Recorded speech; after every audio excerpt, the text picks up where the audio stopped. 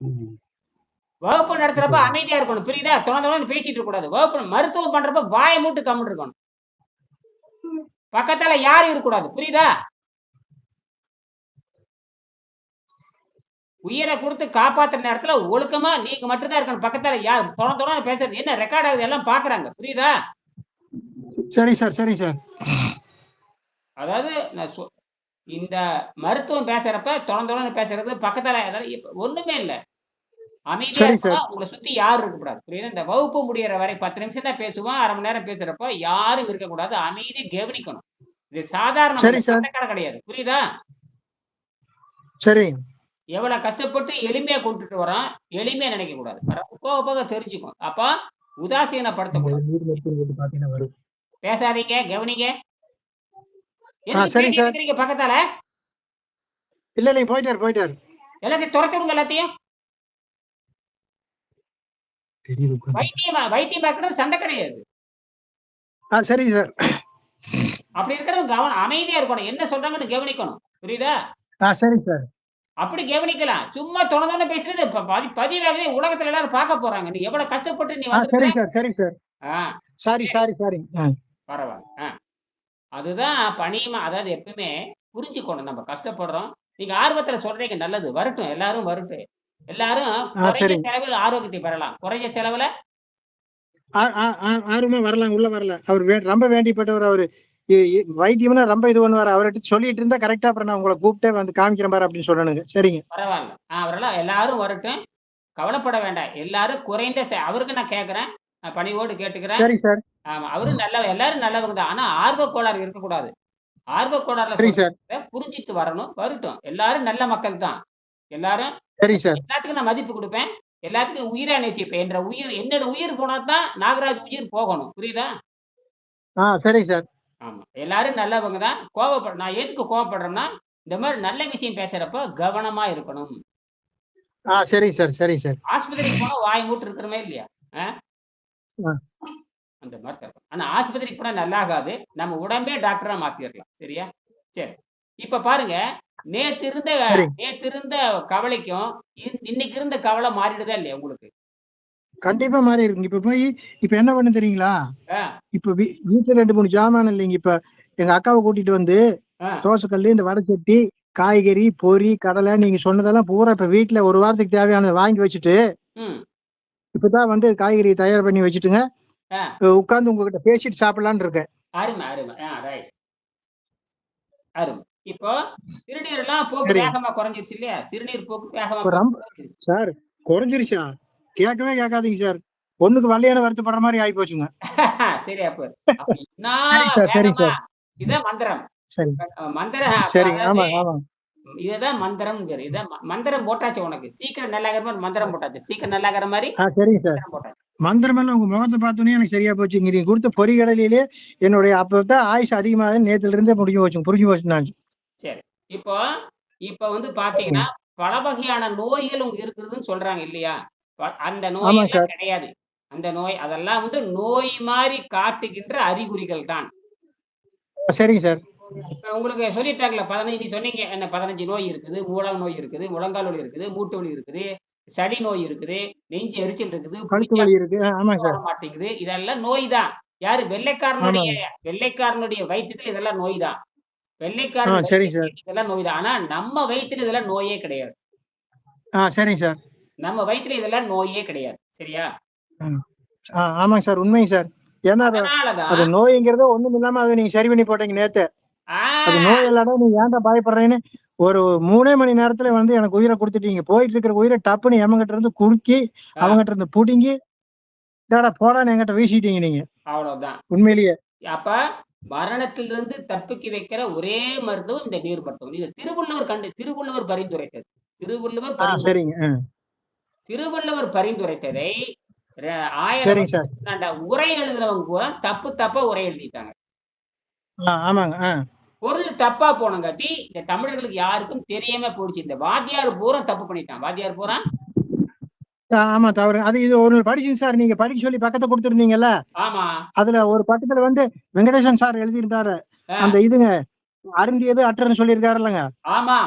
அது வந்து நீருங்கிற வார்த்தை தான் மத்தவங்க வேறையா புரிஞ்சிருக்காங்க அப்படிங்கறது நீங்க எல்லாம் நேத்து வந்து உட்கார்ந்து படிச்சு போட்டு மத்த வேலையவே பாத்துருங்க. அதெல்லாம் படிச்சேன், கிளியரா அருமையா இருக்குது.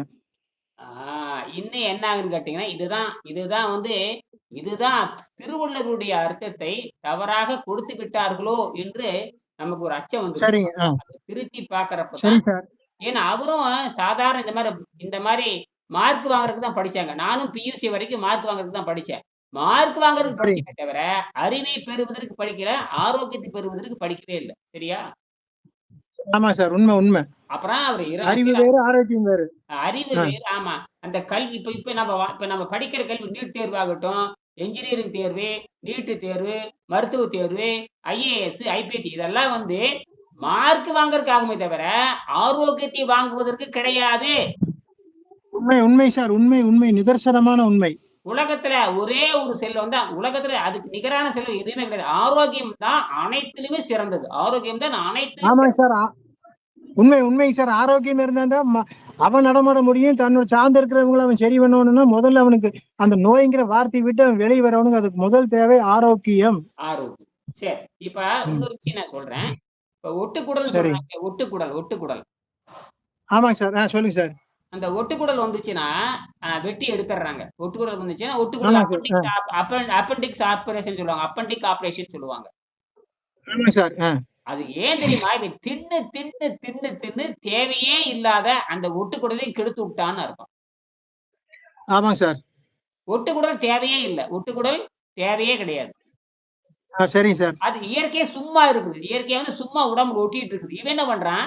கண்டதை தின்னு தின்னு வெளிக்கு உங்களுக்கு வந்து கண்டதை தின்னு தின்னு வெளிக்கு போகாம அந்த கிருமி போய் அந்த ஒட்டுக்குடல்ல போய் சேர்ந்துரும். இந்த ஒட்டுக்குடல்ல போய் சேர்ந்துரும்.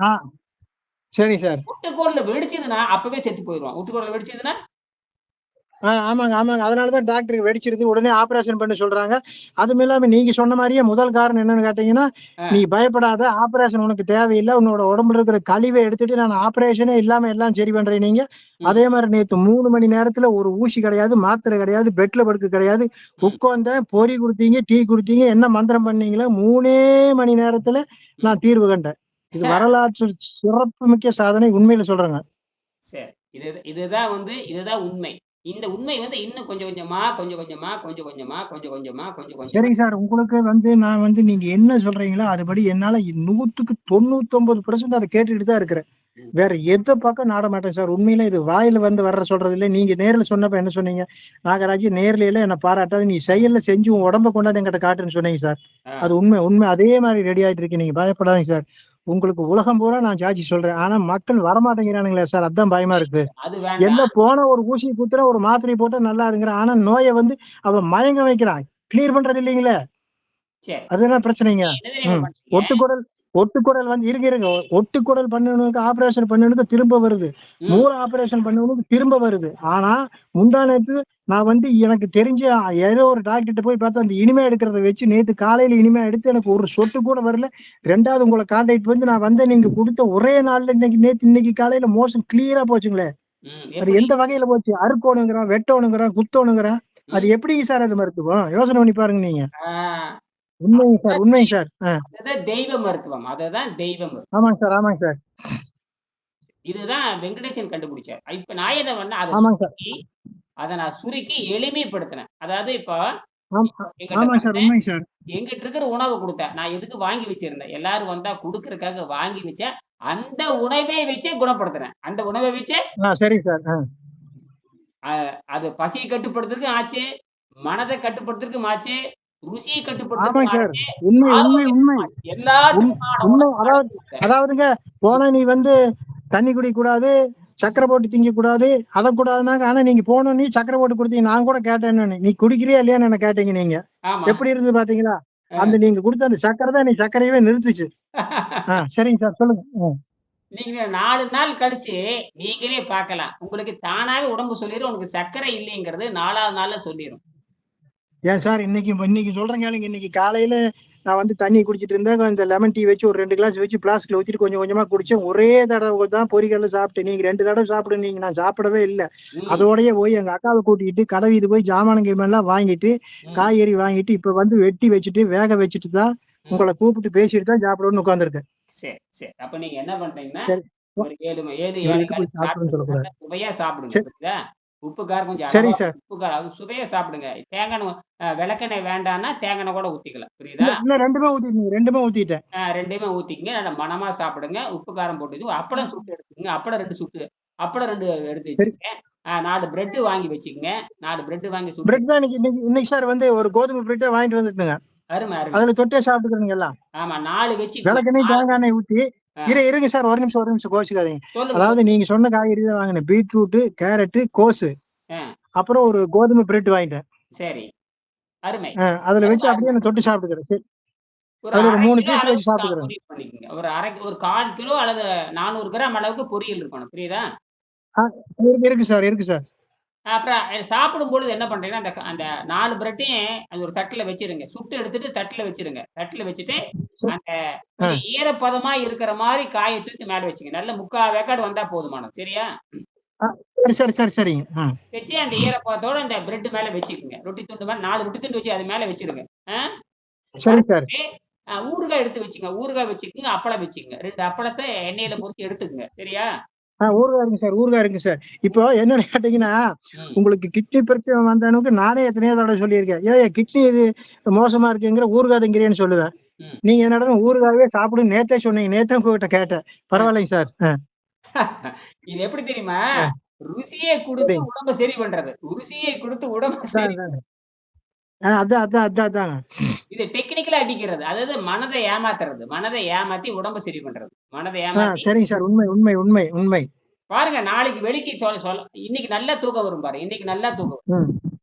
இன்னைக்கு அருமையா பாருங்க. அது தெரிஞ்சே சரி, போச்சுங்க. ஏன்னா சரி உடம்பு அவ்வளவு இருக்கட்டும், மனசு இப்ப அவ்வளவு சந்தோஷமா இருக்கு. இப்ப இதெல்லாம் சாப்பிட்டீங்க. சரி. இப்ப சாப்பிட்டுட்டு இந்த சாப்பிடுறதுக்கு முன்னாடி அந்த காய் மேல ஒரு 1/2 எலுமிச்சம்பழத்த புழிஞ்சு 1/2 எலுமிச்சத்த அறுத்து அந்த மேல அந்த வேக வைத்த பொரியல் மேல எலுமிச்சம்பழத்த புழிஞ்சு விடுங்க. புரியுதா?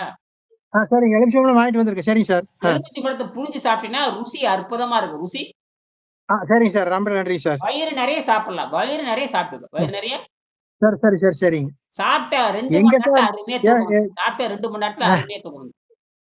ஏன் சார் சர்க்கரைக்கு சாப்பிடக்கூடாதுங்கிறீங்க? நீங்க சர்க்கரை சாப்பிடு, உப்ப சாப்பிடு, எலுமிச்சம்பழம் போடு, அ, சாம்பார் தூள போடு, எத வேணாலும் போடுங்கிறீங்க. அதாவது வந்து எப்படின்னு கேட்டீங்கன்னா, அ. தின்னு பழகுனவனுக்கு நீ தின்னே நோய நல்லாக்கடாங்கிற மாரி குடுக்குறீங்க மருந்து. உண்மையிலேயே. அதேதான். அ, இத இத வந்து சரிங்க சார். போனியில ஒருத்தன் தான் புரிஞ்சுக்க முடியும். நான் என்ன சொல்றேங்கிறது, நான் என்ன பண்ணியிருக்கேன் தெரியுமா? உணவ வந்து சரிங்க சார். தேர்ந்தெடுத்து குடுக்குறேன். செலக்ட் பண்ணி குடுக்குறேன். இந்த உணவு சாப்பிட்டா இது சரியாகும்ன்னு எனக்கு தெரியறனால தான் நான் சொல்றேன். புரியுதா? அ, உ ஆ உணவே மருந்தல்ல. ஆனா நோய்க்கு தகுந்த உணவு நீங்க குடுக்குறீங்க. ஆ அ நோயை ஆரோக்கியத்த குணமாக்குற அதாவது நோய்க்கு தகுந்தது இல்லங்க. நோய்க்கு தகுந்தது இல்ல. என் உடம்புக்கான ஆரோக்கியத்துக்கு குடுக்குறீங்க. ஆ ஆரோக்கியத்துக்கான உணவை குடுக்குறேன். அப்ப மனம் திருப்தி அடையுது. உடல் திருப்தி அடையுது. ம். விடுதலை கிடைக்குது இல்லையா? முதல்ல நோயிலிருந்து விடுதலை கொஞ்சம் கொஞ்சமா விடுதலை கிடைக்குது இல்லையா? ஆமா. உங்ககிட்ட வந்தா நோய்ங்கிற வார்த்தையே இருக்கக்கூடாதுங்க. இருக்கவே கூடாது. நோய் உங்கள வூட்டு வாசப்படி முடிக்கிறப்பவே ஓடிறோணும் அந்த இடத்த விட்டு. சரி. இப்ப என்ன பண்றீங்கன்னா, பேச்ச முடிக்க நம்ம 8 மணிக்கு நான் உங்கள கூப்பிடுறேன். 8 மணிக்கு பொதுவான வகுப்பு நடக்குது அதுல வாங்க. சரியா? இப்ப சாப்பிடுங்க. சரிங்க சார். தேங்க் சாப்பிட்டுட்டு யூ சார். ஓய்வு எடுத்துக்கங்க. எத அமுத்தி தருவீங்கன்னு கோவிச்சுக்காதீங்க. எப்படியும் அதை இதையும் பார்த்து அமுத்திக்கிறேன். அந்த 2டே 2 தான் இருக்கு. அது ஒண்ணும் இல்ல கவலைப்படாதீங்க. மேல வந்து கேமரா மாரி சரி. இருக்கும். ஒரு ஃபோன் மாரி இருக்கும். அவ்வளவுதான். அது நீங்களும் அமுத்தி என்னை கூப்பிடலாம். எப்ப வேணாலும் சரிங்க. சந்தேகம் வருதா கூப்பிடுங்க. எப்ப வேணாலும் சந்தேகம் வந்தா கூப்பிடுங்க. புரியுதா? சரிங்க சார். நன்றி சார். வெட்கப்படாதீங்க, பயப்படாதீங்க, கூச்சப்படாதீங்க. சரி. தைரியமா சொல்லுங்க. அ நீங்க ராத்திரி 12 மணிக்கு எந்திரிச்சு கூப்பிட்டாலும் நான் பதில் சொல்லுவேன். புரியுதா? சரிங்க சார். நன்றி சார். ஏன்டா ஒரு ஏன் சார் நாளைக்கு உங்கள அப்படி நான் நாளைக்கு தொந்தரவு ராத்திரி பண்ணுவேனுங்களா சார்? ஏன் ஒரு சார் அந்த நாளைக்கு 12 மணிக்கு கூப்பிடுற அளவுக்கு என்ன நீங்க பண்ணலையே? 6 ஆ, மணிக்கே தூங்குற அளவு பண்ணியிருக்கீங்க. எதுக்கு 12 மணிக்கு கூப்பிடுறேன்? ஆ இப்ப போய் பாருங்க படுத்தாலே 10 நான் மணி தூங்கிருவேன். அந்த அளவுக்கு கொண்டு ஒரு வந்திருக்கீங்க. 10 12 மணிக்கு மணிக்கு உங்கள எழுப்புவேனா? சொல்லுங்க. அருமை. இன்னைக்கு இன்னைக்கு 10 மணிக்கு தானாவே தூக்கம் ஃபுல்லா சாப்பிட்டுங்க. இப்பவே சாப்பிட்டுருங்க. சாப்பிட்டுருங்க. அது சரிங்க அப்படியே சார். நன்றி சார். சாப்பிடுங்க. மறுபடியும் நான் உங்கள கூப்பிடுறேன். 10 மணிக்கு நல்லா தூக்கம் அ வரும். சரியா? நன்றி.